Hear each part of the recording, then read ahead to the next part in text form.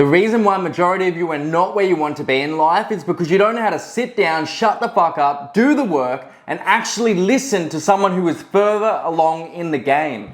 To get to this point in time, I had to humble myself, put my hand up for help, and ask for a mentor who was 23 years old that had a multi-million-dollar company to inspire me and show me a better way than what I had in my current reality at university and working a part-time job. And some of you are so arrogant and in your ego and think you fucking know everything, which is a defense mechanism to protect yourself from understanding that you don't know enough and that you're not where you want to be in life. So you protect yourself by being ignorant and arrogant and lying to yourself about where you are and your situation to make yourself feel comfortable. Like, oh, I'm doing really good. Like, oh, I've got all this money. Yeah, we're doing pretty good. Everything's rosy, when the reality is you probably got less than $10,000 in your bank account and you know it. But you tell everybody else that you're fucking killing it.